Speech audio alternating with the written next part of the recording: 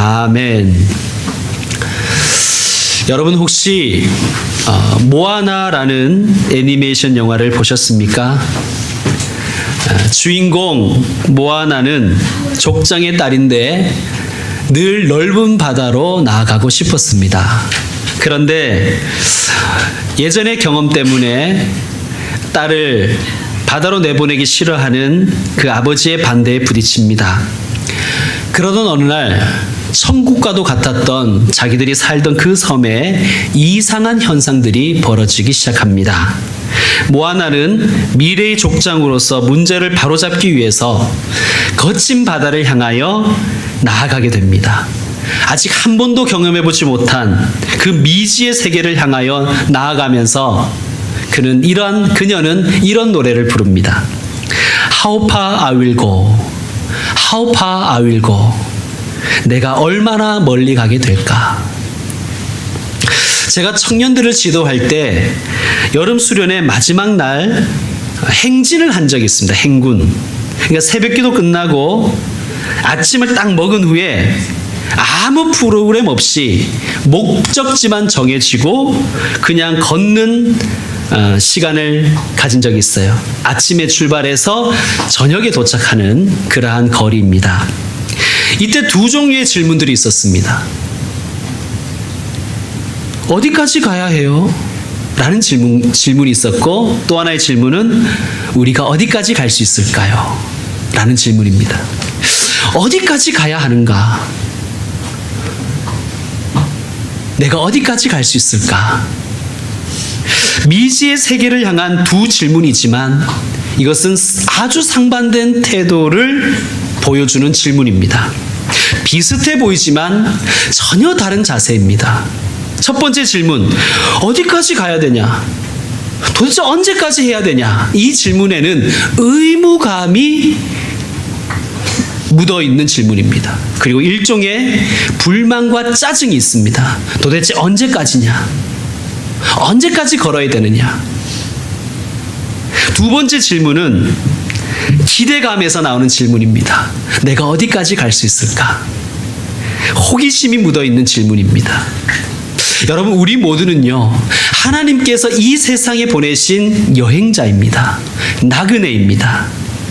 하나님께서 왜 우리를 이 땅에 보내셨을까? 왜 여행 보내셨을까요? 선물 사오라고 보내신 것은 아닙니다. 너 선물 안 사오면 가만 안 둬? 이러려고 우리에게 보내신 것이 절대 아닙니다. 하나님이 우리를 이 땅 가운데 여행자로 보내신 것은 많은 것을 느끼고 많은 것을 경험하고 많은 것을 누리라고 우리에게 보내신 것입니다. 하나님 어디까지 가야 돼요? 도대체 어디까지 순종해야 돼요? 아니라 하나님, 제가 얼마나 더 나아갈 수 있을까요? 하나님, 제가 어디까지 갈 수 있을까요? 그러한 질문을 드리는 여행자가 되기를 하나님은 원하실 것입니다. 오늘 말씀은 어린이 주일이라서 우리의 자녀들, 어린이들을 생각하면서 제가 준비를 했습니다. 그러나 이것은 비단 어린이들만 들어야 될 말씀은 아닌 것 같습니다. 주님의 자녀인 우리 모두가 들어야 될 말씀이고, 이 말씀에 적용하고 나 자신을, 이 말씀을 실천하는 하나님의 사람이 되시길 바랍니다. 우리들 여행자에게 주시는 하나님의 첫 번째 말씀은 목표를 세우라입니다. 목표를 세우라. 따라합시다. 목표를 세우자. 목표를 세우자. 예. 여러분, 예수님에게는 목표가 있었어요. 오늘도 우리가 읽은 이 말씀에 보면 예수님의 여정이 쭉 나옵니다. 여정이 쭉 나오는데 예수님의 목표가 어디였을까요? 자, 11절을 여러분이 한번 읽어주세요. 11절 여러분이 한번 읽어주세요. 시작. 예수께서 예루살렘으로 성전에 들어가사 모든 것을 불러주시고 때가 이미 전에 열개들을 내리시고 그 다리에 가시니라. 자, 예수님의 목표는 예루살렘이셨어요. 그리고 성전이셨습니다. 그리고 그 목표를 위해서 목적을 가지고 계셨는데 그것은 십자가 지시는 것이었습니다. 예수님의 목표는 십자가였습니다. 여러분, 예수님은요, 그냥 떠돌이 방랑시인 김삿갓처럼 온 아름다운 심산유곡을 떠돌아 다니다가 우연히 예루살렘에 가신 게 아니에요. 오늘은 여기, 내일은 저기, 발길 닿는 대로 가보자 해서 예루살렘에 오신 게 절대 아닙니다. 예수님은 뚜렷한 목표를 가지고 지금 예루살렘까지 오신 것입니다. 여러분, 우리 모두에게도 마찬가지예요. 우리에게는 목표가 있어야 됩니다. 어린이 여러분에게도 꿈이 있어야 되고 목표가 있어야 되는 것처럼 우리 모든 하나님의 자녀들인 우리에게 목표가 있어야 되고 꿈이 있어야 되고 비전이 있어야 됩니다. 이렇게 생각할 수 있어요. 아니 뭐 꿈은 자꾸 바뀌잖아요, 목사님. 작년하고 다르고 올해 다르고 또 어제 다르고 오늘 다를 수 있잖아요. 그럴 수 있습니다, 여러분. 날마다 바뀌어도 상관없어요. 날마다 새로워져도 상관없어요. 중요한 것은요, 꿈이 새로워지면 인생이 새로워진다는 거예요. 꿈이 없는 것보다, 목표가 없는 것보다 꿈이 있고 목표가 있는데 날마다 변하는 것이 더 복된 것입니다. 목표가 새로워지면 인생이 새로워집니다. 여러분, 오늘 주일을 맞이해서 새로운 목표를 한번 정해보시기 바랍니다. 새로운 비전, 새로운 꿈을 한번 꾸어보시기 바랍니다. 우리 여행자들에게 주시는 하나님의 말씀 두 번째는 준비하라입니다. 따라합시다. 준비하자. 준비하자. 예. 목표를 세운 사람은 어떻게 해야 되는가? 준비해야 됩니다. 준비해야 돼요. 예루살렘에 예수님이 가실 목표를 세우시고 예루살렘에 가시면서 예수님은 준비를 하셨어요. 오늘 우리가 읽었지만 먼저 제자 2명을 예수님께서 그 맞은편 마을로 보내시면서 거기에 가면 아직 아무도 타보지 않은 나귀 새끼가 묶여 있는 것을 볼 것이다. 그리고 그 나귀 새끼를 풀어서 오라고 제자들에게 명령하십니다. 그리고 만일 누가 너희에게 당신들 왜 그렇게 하십니까? 라고 물으면 주가 쓰시겠다라고 말하라고 말씀하십니다. 제자들이 갔습니다. 실제로 나귀 새끼가 묶여 있었습니다. 그래서 그것을 풀어서 끌고 가려고 하자 어떤 이가 묻습니다. 누가복음 19장에 의하면 그는 이 나귀의 주인이었습니다. 왜 그렇게 하십니까? 묻자 제자들이 대답합니다. 주가 쓰시겠다. 그랬더니 나귀 주인이 보내줍니다. 여러분, 뭔가 좀 이상하지 않습니까? 여러분이 만약 나귀 주인인데 어떤 사람이 와서 나귀를 풀어서 끌고 가려고 해요. 나귀 새끼를 말이죠. 그럼 여러분 뭐라 그러실까요? 이봐요, 왜 그렇게 합니까? 그러니까 이 사람도 이러는 거예요. 주가 쓰시겠다. 이러는 거예요. 그럼 여러분이 뭐라 그러시겠어요? 주가 누군데? 묻지 않겠습니까? 안 물어요? 네. 여러분, 그냥 보내요. 왜 그럴까요? 어떤 분은 그래서 이 부분을 한 무명의 나귀 주인의 순종 뭐 이렇게도 말씀을 하시는데요. 뭐 좋은 말씀이라고 생각합니다. 그런데요, 조금 억측 같아요. 성경에 나와 있는 이 부분을 많은 신학자들이 이렇게 축축해 갑니다. 예수님에게는 분명히 목표가 있었다는 거예요.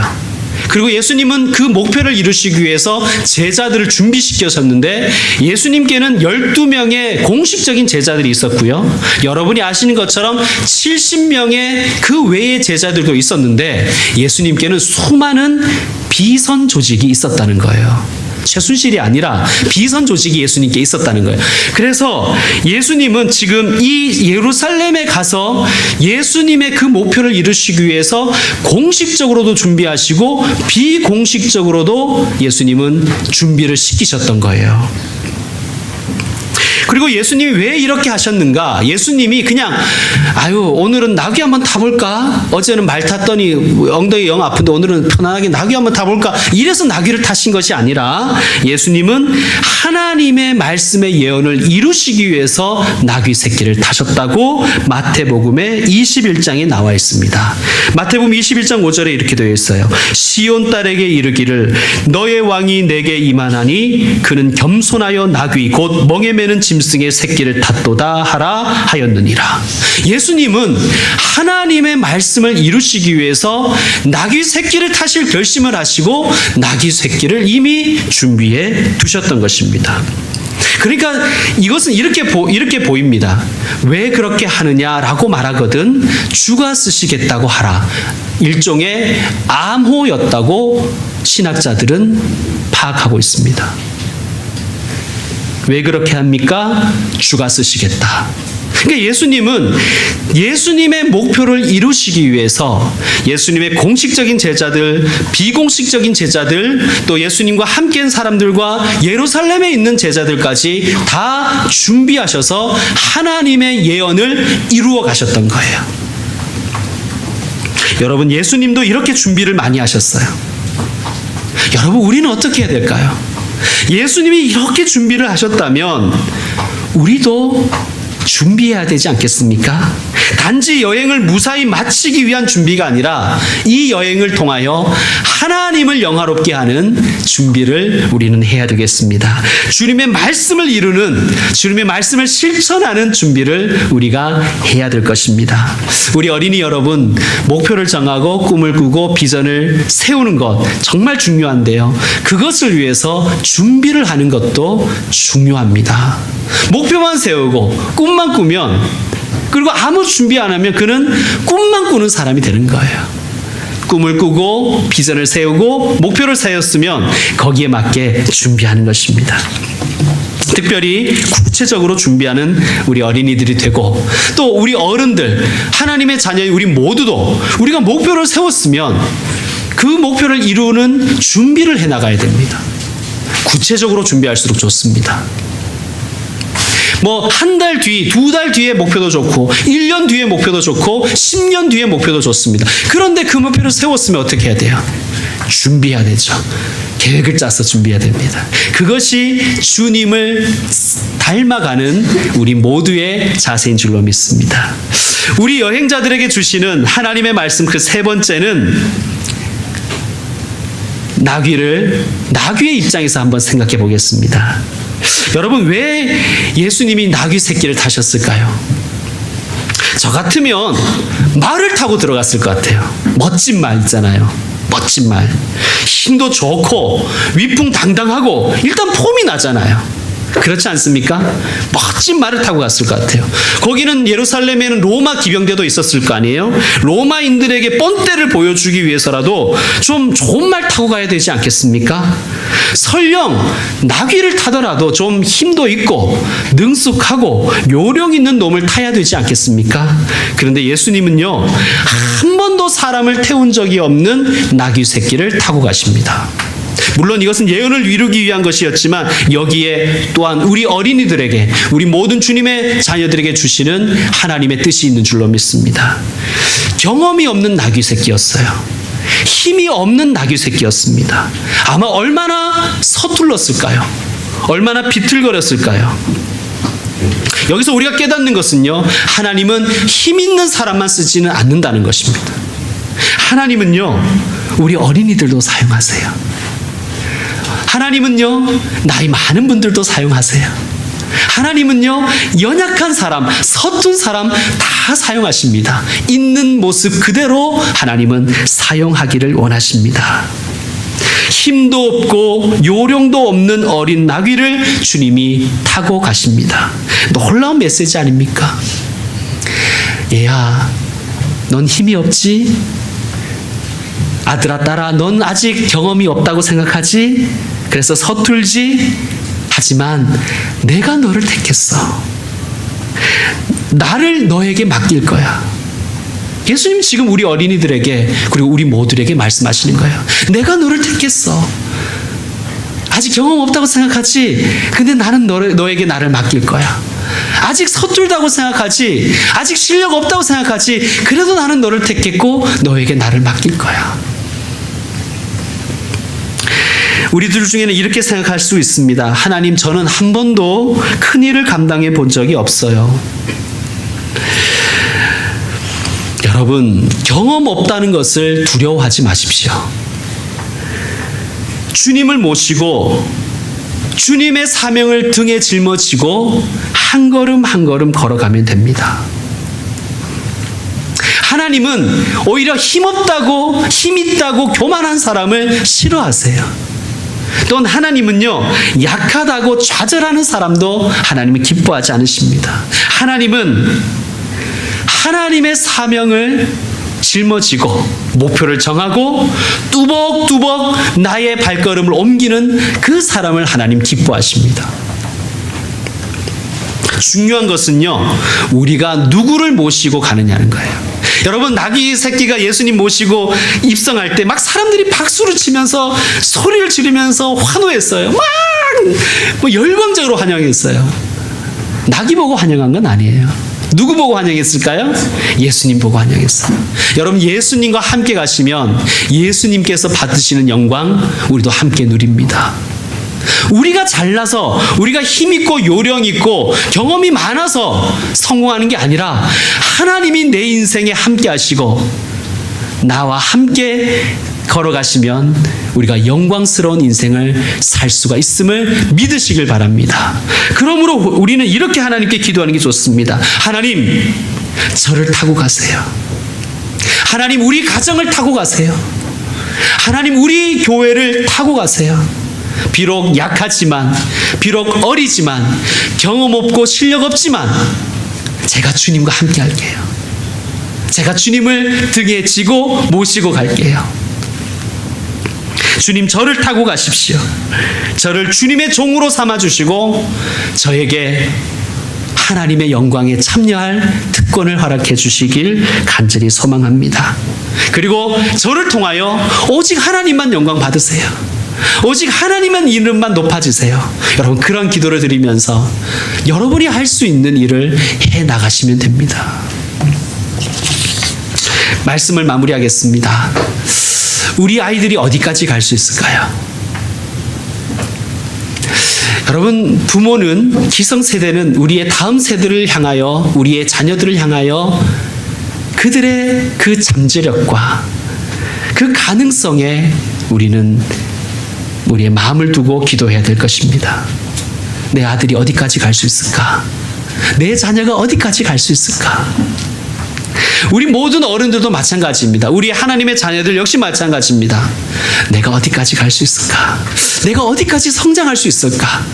내가 얼마나 하나님의 나라에 근접할 수 있을까? 내가 얼마나 더 하나님을 기쁘게 할 수 있을까?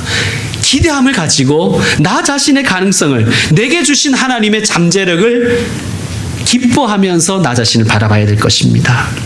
사랑하는 어린이 여러분, 그리고 여러분 모두 한 분 한 분 다 정말 소중합니다.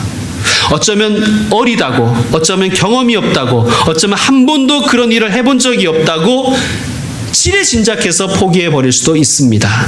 그러나 꼭 기억하십시오. 예수님이 여러분을 택하셨어요. 그리고 예수님이 여러분과 함께 하시길 원하세요. 여러분 모두는 하나님이 선택한 하나님의 자녀입니다. 목표를 정하세요. 그리고 그 목표를 향하여 준비하십시오. 그리고 하나님 앞에 늘 기도하세요. 하나님, 저를 타고 가세요. 하나님, 저를 사용해 주세요. 하나님, 우리 가정을 타고 가시고 우리 가정을 사용해 주세요. 기도하시면서 나아가시길 바랍니다. 그러면요, 처음에는 서툴지 모르지만 요령이 늘 것입니다. 지혜가 생길 것입니다. 또 힘도 붙을 것입니다. 하나님께서 그 힘과 지혜와 능력을 주실 것입니다. 여러분, 때로는 하나님 모시고 살아가는 이 삶 속에 우리에게 실망감이 찾아올 때가 있어요. 그럴 때 하나님께 힘달라고 기도하시기 바랍니다. 내가 엉뚱한 것을 메고 있지 않는가 한번 나 자신을 둘러보고 내가 하나님의 일을 감당하겠다 하는 마음을 가지고 다시 힘을 내서 살아가시면 여러분의 삶 속에 하나님이 능력 주실 것입니다. 지혜 주실 것입니다. 하나님께서 여러분이 한 걸음 한 걸음 내디딜 때마다 여러분의 손을 잡고 한 걸음 한 걸음 함께 가실 것입니다. 영광 받으실 거예요. 우리가 걷는 이 길을 통하여 하나님 이름 높아지실 거예요. 그러니까 즐겁게 걸어갑시다. 그래서 주님을 기쁘시게 하는 주님의 아들, 딸들이 되시기를, 또 주님의 종들이 다 되시기를 주의 이름으로 축원드립니다. 기도하겠습니다.